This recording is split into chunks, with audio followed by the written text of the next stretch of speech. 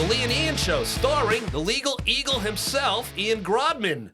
The legal eagle? That's right. You're the legal eagle. I'm Lee Navlin, Ian, and I am not a legal eagle. Well, I'm just a man, Ian. That's what I am. I'm just a man, just a regular guy. Maybe you're an eaglet. An eaglet. Was that somebody that has gotten in trouble with the law before and has had to deal with lawyers? I don't know. I just made it up. Right. Okay, I could dig that. I'm a leaglet. So, Ian, our third podcast, I got to tell you something. The numbers are very impressive. We're doing some, people are listening. People seem to really be interested.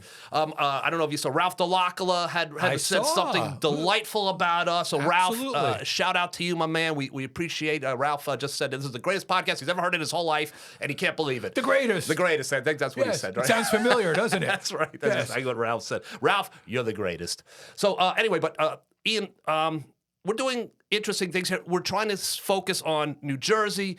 We're trying to focus on, we've got so much to talk about. Yes. Essex County, New Jersey. But when Donald Trump is in the White House and you want to talk about politics, I think Donald Trump is going to forever, or for the next 4 years, be something that's kind of... It's a very difficult topic to avoid. It's a very difficult guy to avoid. Yes, yeah. So last week we had a horrific plane crash in Washington, D.C., followed by Philadelphia. But so Trump, I don't want to get into what was why this plane crashed, because that's the NTSB's job, that's the military's job, and it's not the president. NTSB that doesn't have a leader right now. Right, that doesn't have a leader. But you know, hopefully they'll figure out what happened, because we all get on airplanes, we need to know what happened. Yep. But you know, it's their responsibility. It's not the Democrats, it's not Trump, it's not the Republicans, it's not everybody else, it's not you or me to figure out why that plane went down, why that helicopter crashed into it. Right. But what Trump said afterwards, the next day during a press conference that I saw live, and I said, all right, let's see what he has to, let's see how he handles this. Be presidential. Right. Say the right thing. And he Didn't happen. He blamed DEI. Correct. Okay, now, I don't think that plane went down because there was a pilot on there who got the job because of something other than his qualifications, or the pilot on the helicopter or the control tower. I don't think there were inferior people there. But when he throws a bombshell like that, it sticks. It has power because there are people that elected him because they believe he knows what he's talking about. What are your thoughts? Are there people in government positions, people who are in charge of our security to keep us safe, that you think maybe got the job because of who they are, not or what they are, not who they are? Well, first of all, I want to say that the plane crash in Washington was a terrible tragedy, right? Mm-hmm. And initial investigations, there's a lot of people talking about that there were not enough air traffic controllers, and that there have not been for quite some time. Right. I think that the way that Trump used this immediately as an attack on DEI is despicable. Really, there's no other way to describe it. Presidents in a time of crisis, in a time of tragedy, have traditionally been the person who stepped up and tried to reassure the country and try to smooth things over for the country to help people to feel better about what happened and that everything was going to be better going forward.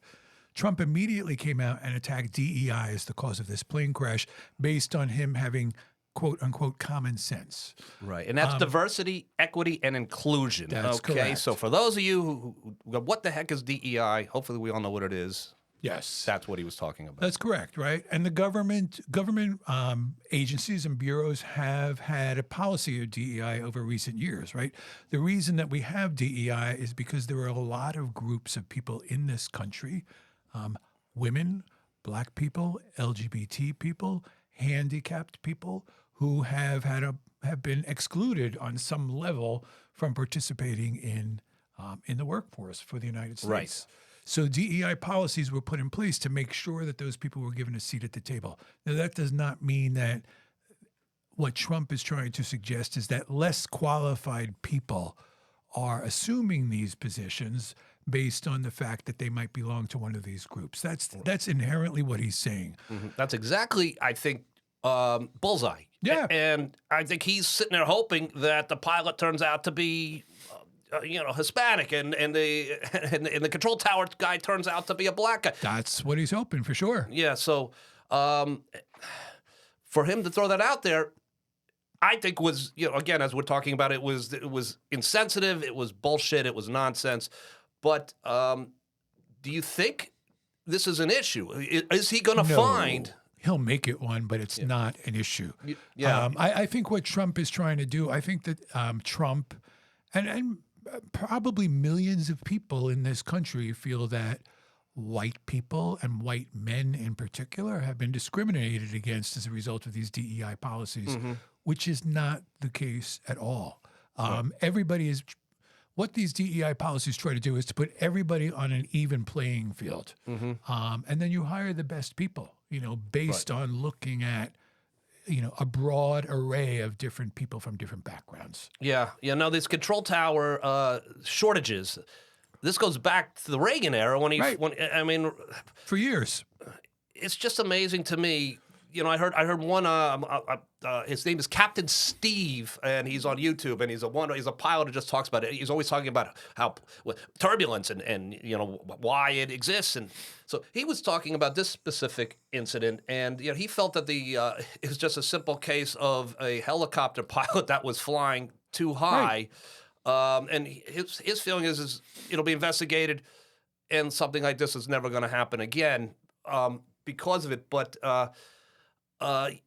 I'm just not convinced that we have qualified people in all these jobs, and I'm not sure it's DEI, but it just seems like we don't have enough people, as you said. So, what do we do? What, are you afraid to get on an airplane? I guess this Captain Steve says, "Don't be afraid to get on an airplane." But are you a little intimidated to get on an airplane right now? I'm not. Yeah. See, I'm flying next week, and I'm like, kind of all of a sudden, I'm like. Who's, I might look in the cockpit. You know what I mean? Like I might kind of, and I'm going to I go through security now at the airport, and I have this. It's touchless. They take a picture of my face, and I'm through security because I have the TSA pre. That's good. I got all that. So I get through Newark. I'm in through security in 5 minutes, and I'm like, wow, this is so convenient. This is great. But then I'm saying to myself, was that too easy? Was it too easy to get through? These are the things I'm starting to worry about a little bit. Are we? Well, I don't go through TSA pre. Yeah, you got to get it. It's awesome. Yeah. No, you keep your shoes on. I mean, they barely look in your bag. I'm a regular person. Right? Shoes off. I can tell. Shoes off. Luggage inspected. Anything that looks unusual in the scanners for your luggage is opened up. Everything is taken out. It's examined very closely. When you go through the scanner, you wonder what they see as you're going through the scanner. Right, you're trying to look around your corner yourself to see what they're looking at. Your entire body is exposed. So I'm not concerned. I mean, I think sometimes some of the TSA inspectors may not be as good as other ones, but there's a great deal of security that's there. Yeah. Okay. All right. You're making me feel a little better. But so that's we'll see where Trump's DEI bomb lands ultimately. If but I don't think I think the NTSB is going to be the ultimate decider if that was a complete swing and miss, or if he got a bunt out of it, you know, when he in a lifeline or a foul pitch or whatnot. But I mean, no matter what happens, right, we're probably going to hear that there was some kind of error, through air traffic control. I think that's probably the most likely outcome here. But the fact that Trump was out there and talking about DEI, there are tens of millions of people who don't pay attention to what's going on. That's the soundbite that they're going to hear, and they're going to blame the whole thing on that. And that's what we've got going on in this country right now. Right, absolutely, yeah. No, it's right when the president is the one starting the rumors or that's starting for his own benefit. For his own benefit, right? The rumor becomes a little more than a rumor; it becomes a fact, and. But then again, that's what MSNBC is screaming about, and Fox News is bragging about, and it goes. Your on former and on. Employer, right? That's right. My former employer, former Fox senior producer at Fox News, Lee Nevlin. That's right. I was. And by the way, every decision Fox News has ever made, I was the one who started all that. Don't tell us that. I just want everybody to know. Yeah, it was Lee Nevlin, Roger Ailes, Rupert Murdoch. It was kind of like in that order. I will tell everybody that Lee Nevlin has evolved. That's right. Yes. I had no choice. Fox was like, get out. I'm like, what are you talking about? Yeah, so that's a story we'll say for another day. Why I left Fox News, and ultimately, I did leave kicking and screaming, but in any case, I look back now and I made the right decision because look at them and look at me, Ian. I got this podcast with you, right? And they're trying to destroy the United States. Hundreds of people listening to this podcast. That's right. Yes. That's right. Yes. That's right. So what do you think of that, Fox News? So Ian, so last night. I'm looking on Facebook and I see that there's a gubernatorial debate, New Jersey. I had no idea. Here we are. I said one of the things we want to do on this podcast is we want to talk about what's going on with the election for governor in the primary, and then obviously in November. I think we would focus on that. And here I am. I'm like on Facebook, like la la la, you know, and I'm like, oh, ooh, I didn't know that. Couldn't figure out how to watch the damn thing. I watched it on YouTube. You watched it on the okay. Yep. All right. So Yep. I saw. I'm looking at PBS. I'm like, so I'm looking on. I have streaming now, and I'm like, I don't even realize I don't have PBS. I just realized. Right. I got 18 different apps and this and that. Only 18? Yeah, well, right, 18 that I know how to use. That's it, okay. Yeah, I'm calling my wife. Yeah, do we have any? How do we watch PBS? She's like, how would I know how to watch PBS? You got to get your wife or son to help you. Yeah. Right. So anyway, you watched it. I know you watched it as you would with a few friends who are very involved in politics as well. Yep. Okay, so just reading a little bit about it. The Democrats, the 6 Democrats, they got up there, they talked. It seems like they were all kind of agree that New Jersey transit, the trains, disaster. Yep. Why don't you talk a little bit about what's going on there, what you saw last night? Yeah. So you're right. I mean, and nobody can deny that New Jersey transit over the course of the last year in particular has been a disaster. Trains canceled, trains late, trains stuck on tracks, sometimes for hours on end. We live in a very commuter-oriented town, right? And so towns like ours have seen the impact that this has. People move to New Jersey because of easy access to New York, and it's been an absolute nightmare. Everybody on that stage last night agreed that New Jersey transit has been a nightmare. There were different levels of suggestions on what could be done to improve it. Some people had more concrete suggestions than others. Mm-hmm. Okay, so right, so but they're all in agreement. Yep. Something's got to be done. Yep. All right, so they all even. Nobody. If I was saying, New Jersey Transit is the most important thing to me, fix it. I'm not. I haven't made my decision yet. Okay. Now, the other issue that I guess they really focused on was immigrants. It seems like Josh Gottheimer seems to be the one guy up there that was like, this is a problem. These immigrants can't be here. Illegal. Not illegal. I don't want to say legal immigrants. You taught me last week. Yes. Not to say it. Undocumented migrants. Correct. Right? Or immigrants. Yeah. Or immigrants. Yes. Okay, undocumented immigrants. Gottheimer seemed to be the one guy that was saying this is no good. So, what'd you learn listening? So I don't think Gottheimer said this is no good. I will say that everybody on that stage last night was in support of the fact that there are a lot of good people in this country who are in a difficult situation because of their undocumented status. I think that Gottheimer and Sweeney in particular did mention the fact that criminals who are undocumented immigrants need to leave the country. Nobody else said that. Okay. Schools. I saw that was another. Now, Baraka said something very interesting to me, and it kind of reminded me of back in the day when Maplewood and South Orange were talking about shared services. Yep. He talked about having too many districts, too many superintendents, basically. Right. And he seems to be indicating that we need to do something about that. I found that very interesting coming from the mayor of a huge city. Right. Is he indicating maybe there's a world where, South Orange, Maplewood, Milburn, and share a school system? I mean, or share a superintendent? What? Yeah. So there's a couple of reasons I think that Baraka was talking about. Financial, of course, is one aspect of that. We have 564 towns in a relatively small state. There are more school districts than there are towns in the state of New Jersey. So there could be cost savings by merging districts. And Maplewood and South Orange merged school districts 100 years ago. Right. So we are, a leader, if you will, in that respect. What Baraka was saying last night, that there needs to be more merged school districts, not only because of finances, but because of resources, right? Okay. So when you look at a school district like Newark, you look at a school district like Irvington, those are the closest neighbors we have that are really struggling, financially, and people are really suffering in those towns. He suggested that school districts need to be merged on a much greater level so that children from lower income communities are going to school in communities or merged with communities with higher income individuals. And for him, it was not just the financial benefits from merging districts, it was the benefits to children generally by being in schools with children of many different backgrounds and socioeconomic circumstances. Now, is he maybe is this like a little pie in the sky? I mean, you know, we can talk about, the reason I want to kind of focus a little bit more on the schools is because we're Maplewood, South Orange people, and there are big problems. There are big problems here in our district with budgets. There are big problems with, I mean, there's just been lawsuits and issue after issue. We've had one superintendent after the other. Yep. Is this pie in the sky? I mean, have you, in your years as being, you know, the Maplewood Democratic Committee, you're 20 plus years in politics, have you ever heard combining districts before? Yeah. People have been talking about this for years, mainly from a financial standpoint. I think that Raz Baraka last night talked about it from an equity standpoint as well. And that's an issue that we talk about. We talk about in Maplewood and South Orange all the time. We don't necessarily do a lot about it.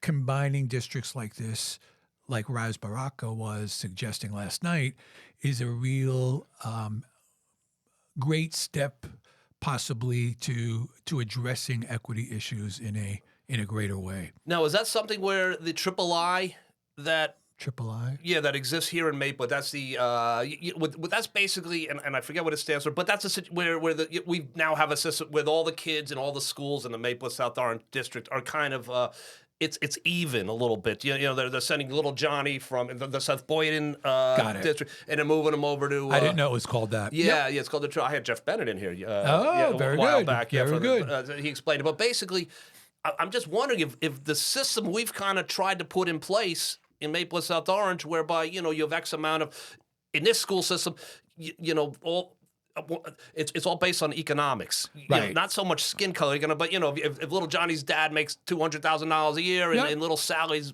dad makes $20,000 a year, put them in a school together, and then the matching school down the street, another dad 200, another dad 20,000, you know, and you're trying to basically keep the schools. That's along the lines of what Raz Baraka was suggesting last night. Wow. Okay. That's very interesting. Yeah. So, any winners, any losers last night, or is it a little too early to?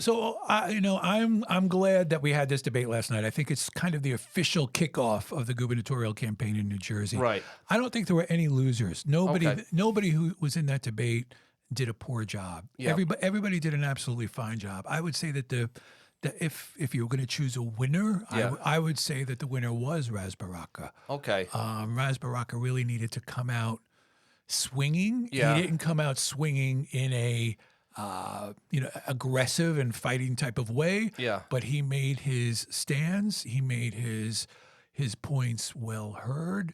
And he did a great job. Everybody on that stage did a fine job. Good. Everybody on that stage would be a decent governor for the state of New Jersey. Good. What I, as a Democratic Party official, was pleased to see is that there did not appear to be any sharp elbows in this debate. Yeah. And I think that the Democratic Party can harm themselves, or there's potential for the Democratic Party to harm themselves if the candidates start getting into that type of behavior. As we saw on a national level. Exactly. Right. The hits, the attacks, the negative campaigning and so forth. So forth. None of that. Now, Baraka, I think, as you said, just reading what I've read since I didn't see it, I'll agree with you that I think he's a guy everybody's saying, you know, here's a guy, and I always get this saying wrong, but he's so too far in the woods to see the trees, or so far in the tree to see, you know, that. And can't see the forest for the trees? Can't see the forest for the trees. That's why you're the legal eagle, Ian Grodman. That's right. When you get in front of a judge, you got to get that right. You know, the eaglet is learning. The eaglet is learning, yes. Yeah. So, but maybe because he's the city of Newark, which, you know, you're inundated with the city of Newark, which is he doesn't see the rest of the state. And it sounds like perhaps he's showing us that he understands some of the pain the rest of the state. I think he did. I think he made that pretty clear. You know, we had Steve Fulop, who's also Jersey City, from one of the two biggest cities in the state of New Jersey, who's running. he comes from a very different city than Newark. Right. But the two of them, the management experience of a city of 300,000 people is certainly a valuable experience to bring to being governor. 100%, right? 100%. Yeah, I mean, right. I would imagine, if you have the ability to run Newark. Now, I'm not saying he's beloved or he's not, or he's doing a great job. Right. I don't live in Right. Newark. I can't say for certain. It seems like I'm impressed every time I'm in Newark. It looks better, cleaner, smarter. Absolutely. But all right. So that's the June. We got the primary in June, so we'll learn more. June 10th. June 10th. Okay. There will be a lot more debates going forward. Be on the lookout for a debate in April that the Mayport Democratic Committee will be one of the sponsors with, along with the South Orange Democrats, the Montclair Democrats, and Soma Action. It will be right here at SOPAC in New Jersey. We don't have the date yet, but Okay, it will but be in that's April. confirmed that it's going to be a debate. We have, I believe, 4 of the candidates Wow. at this point All have right. confirmed. That's awesome. I believe it's going to be moderated by Nancy Solomon of NPR. Oh, okay, excellent. Yeah. All right. That's Yeah. awesome. So, what about us? I mean, did you Lee and Ian? The Lee and Ian should maybe we should be moderating this thing. Lee and Ian will have front row seats at that debate. And PR or L and I don't know. I There don't we know. go. Yeah, There we you know, go. right? We yeah. have front row seats. That's okay. Good. Yes. Yeah, they'll give you a front row seat. They probably won't let me in. No, Lee, you'll be there as well. And if you have a question that is a serious and intellectual question, which we know you're capable of, your question will be asked of the candidates. I don't know. I've been kicked out of these things before. Wait a second, you're a Republican. No, I'm a registered Democrat. They don't believe me. I've run for office as a Democrat. Yep. I've lived as a Democrat. I've always been a registered Democrat, but you worked at Fox. And There's room for everybody in the Democratic Party. So where would the debate be again? It's going to be at SOPAC. It would be at SOPAC. Oh, well, that's going to be That's very the South exciting. Orange Performing Arts Center Right, for right. people who don't live in Mayport and South Orange. Excellent. All right, looking forward to that. So, Ian, so much happened this weekend. Yes. Okay. I mean, after the plane crash, we'll talk about the plane crash, but maybe it'll be a quiet weekend. It wasn't a quiet weekend. No. So much has gone on. We have an issue with what's going on with immigration this weekend. A lot of issues. Venezuela now is taking back, Yeah. their Well, they're going to be forced to they're take going to be back. forced. Apparently, I don't know. An American official showed up, and next thing you know, the strong man is like, "I love America." You know, bring them back. So, what's your latest thoughts on what's happening with the immigration? Right. And what Trump's trying to do to. Yep. Well, I mean, there's continuing to be raids throughout the country looking for undocumented immigrants. There continue to be U.S. citizens who are detained during these raids. So I have some questions about how these raids are being conducted, if they're being done legally and justly, and with regard to human rights and other such issues. Now, how about this? Explain this. So I know there's so many people. My wife was actually asking me. She's like, I still don't understand what tariffs have to do with immigration. I don't understand what tariffs have to do with fentanyl. I don't understand what immigration has to do with fentanyl. It seems like fentanyl, immigration, tariffs, all kind of, it's like a circle now. Yeah. So here's the thing, and this is the thing I think that people really should be frightened about with this latest announcement of tariffs. The president, or the current president, used an act. I don't know what the acronym is, but it is an act basically that allows the president to do things as the executive of the country based on what he sees as a national crisis. Right. Yep. Similar to what happened in Germany in the 1930s. Okay. We'll make a parallel. Yeah. Okay. In this instance, the president has said that people coming across the border and bringing in fentanyl in particular is a national crisis. So he's been able to put these tariffs into place using that act as a result. Okay. And the tariffs are being used. Tariffs have traditionally been used to have an impact on trade, not to get other countries to comply with a president's wishes about other policy-related issues. In this instance, the president is saying that Canada, Mexico, and China are particularly responsible for importing fentanyl into the United States, and so that is his justification for putting these tariffs into place. Now, for those of you that are on social media often enough, and you check out the social, especially in the South Orange Maplewood area, there's Soma Talks, there's Soma. We have some of everything. Right. Soma Everything, Maplewood Moms, Soma Lounge. There's a woman named Liz Henry, by the way, who partakes in. A good friend of both of ours. That's right. Now, you mentioned the Germany correlation. By the way, Liz, I'm just calling you out here. I know you took Ian to task for that one on his Facebook page. And if Liz is listening to this, everybody, she's listening in Singapore right now. That's right. She's listening in Singapore, and so she went to town on Ian. Ian explained his side. So anyway, for those who know Ian, go check out his Facebook page. Look up Liz Henry, and there was a back and forth there in Germany versus what Trump is doing. But no, it's a scary situation. I do believe that, yes, he is using fentanyl, not so much that he gives a crap that is killing millions of Americans. I don't think he cares. I think it's just an excuse for him to follow through on his pledge. I agree. But that said, the fentanyl, if there are those that are going to say, hey, these tariffs are worth it. If I got to pay a little bit more at the supermarket because I'm tired of watching these young people die from this drug. I mean, as far as I think the Republicans, they're on to something here. This is an effective way to sell these tariffs while I'm saving lives. I mean, is he saving lives? In legally speaking, do you think this is good? Will this curtail import of illegal drugs like the deadly fentanyl into the country with tariffs? I think this will. I think the effort is to curtail this country becoming more than 50% non-white Christians. Okay. 10 years from now. Okay. That's what I think it's all about. Now, what about those that argue and they say, look, the reason that Biden opened the floodgates, if you want to believe he opened the floodgates, which obviously is debatable to the end of time, Democrats did that because the more people they let in, the more people that became citizens, the more likely they would vote Democrat, being that they're minorities and the Democratic Party can obtain more power, more people, and it's a way to kind of knock the Republicans, As Mikey Sherrill said in the debate, in the gubernatorial debate last night, when questioned about what was going on with transgender people, that's bullshit. Okay, yeah, that was okay. Just there's nothing to it right there. There's nothing to it.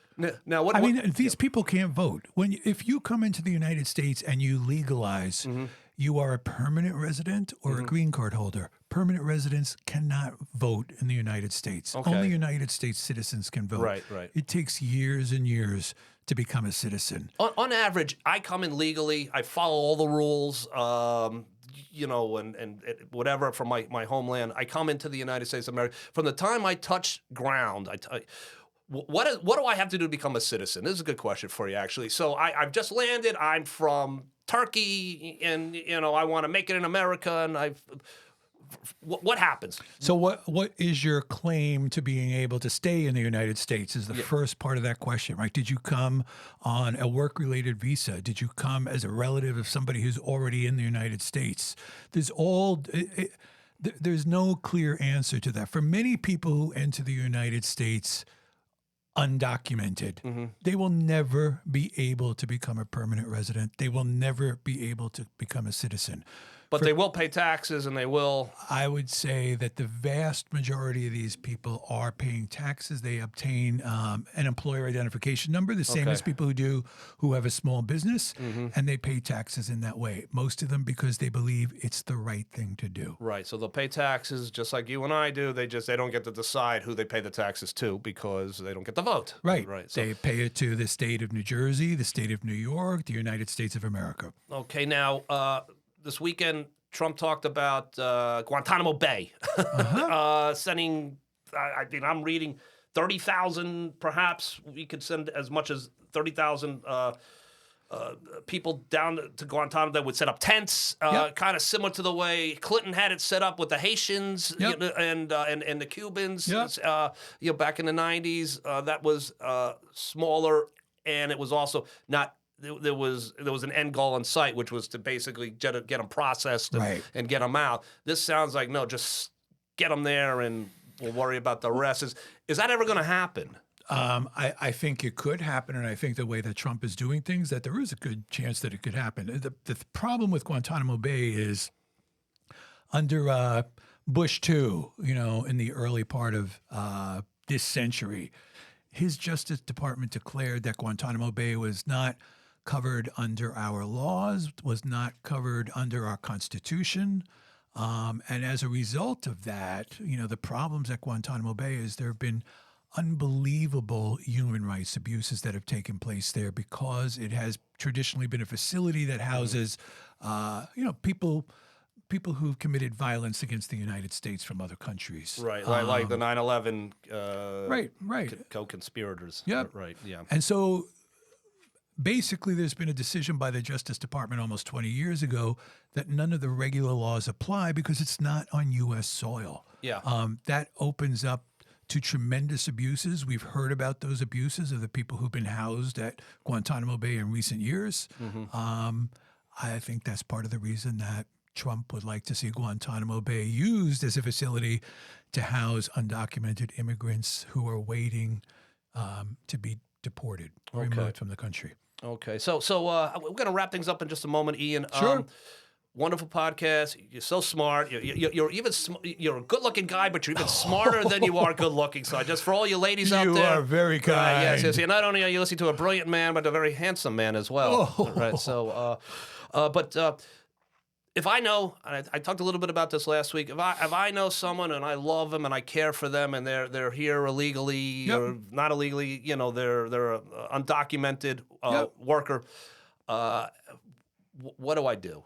What do I do? And now I know that the sanctuary cities are kind of stepping up right now. Chicago seems to have a plan in place whereby when these guys the hit state the of ground, New Jersey may also. Yeah, but I mean, I was reading something in Chicago. They hit the ground in an area that they call like Little Mexico or something like that in Chicago, and everybody comes out of the woodwork, and they follow the guys, who are, and then no arrests were made. They basically scared them out of town. I mean, you got thousands of people around you. You're gonna, but that's a little, can't keep that up forever, but. What do I do about the guy I'm looking to protect, the woman I'm looking to protect? So I think there needs to be a clarification because a lot of people don't understand what a sanctuary city or a sanctuary state now, Maplewood be. is a sanctuary town. Is that correct? Maplewood is a welcoming town. When Maplewood put that policy into place, we called ourselves a welcoming town rather than a sanctuary town. South Orange is a sanctuary town. Interesting. Okay. Yes. Which basically means that the police can't go ahead and knock on the door and arrest the guy that the feds want out of there. Correct. Right. And essentially what it means is that our local resources will not work with ICE, for example, cooperatively to route out undocumented immigrants. That does not mean that people can come here who have committed a crime and be safe and not have to worry that anything is going to happen to them. If somebody's committed a crime, our law enforcement locally is going to arrest that person. They're going to work with the prosecutor's office to move forward with any prosecution that might be required as a result of what occurred. Basically, a sanctuary city means is that our local government will not participate with ICE in routing these people out. Okay. All right. So basically, to your lovely nanny, you see a South Orange police officer drive past your house. You don't need to hold your breath. Right. And say he's coming to. You do need to hold your breath because we don't know what's going to do. I saw something on Facebook just this weekend. I mean, I don't know if it's accurate or not, but somebody was saying that there were ICE officers parked on the street outside of Tuscan School. Okay. Right. I mean, I don't know if that's true or not. Right. I don't know if somebody might have been seeing some other law enforcement officers and thinking that they might be ICE. I don't want to create any kind of hysteria. Okay. But if that is the case, we've got to be aware of that. The reality is probably most nannies in Maplewood and South Orange are undocumented immigrants. Okay. All right. And if I have people mowing your lawn are probably undocumented immigrants. Now, if I have somebody I love or care about, Ian, you're an immigration attorney, I guess pick up the phone and call you. Yeah, you can pick up the phone and call me. I will tell you, I get more calls from Maplewood and South Orange moms wanting to help out their nanny once they find out that they're undocumented immigrants. There's very little that can be done to help them legalize. Okay. What you can do is to be calling our elected officials, our senators, our congresswoman, and letting them know that you support every measure possible to Okay. protect these people, to try to work towards a path to legalization and hopefully at some point citizenship for people who have been in the country, who have been upstanding members of their communities, who have paid their taxes. There's things that you can do that. I mean, this is what I've been telling people probably for 20 years at this point. Right. But it hasn't happened yet, and I doubt if it's going to happen in the next couple of years. But don't give up. Keep doing it. Okay, excellent. Ian, interestingly enough, this is the Lee and Ian show, but these are things that are in your wheelhouse. It's kind of why I'm Yes. almost acting as like the interviewer and you're Yeah. acting as the interviewee. Now, if we want to talk about things that I'm knowledgeable on, just so you know, fantasy football. There we go. Okay, right. Now, if you want to ask me questions, anybody want to call Facebook questions about drafting the quarterback next year? Or, I'm your guy. I'm your guy. Well, I hear the Defense Department is coming after fantasy football next. Yeah, well, they're messing That's with the it. wrong They're guy. gonna be messing with Lee Navelin. I was in 5 leagues last year. I won 2 of them, There you and I got go. into the Good Super Bowl in the for you, third. Lee. So I really know my stuff in You fantasy do. football. That I'm really good at. And by the way, I'm also a great driver. When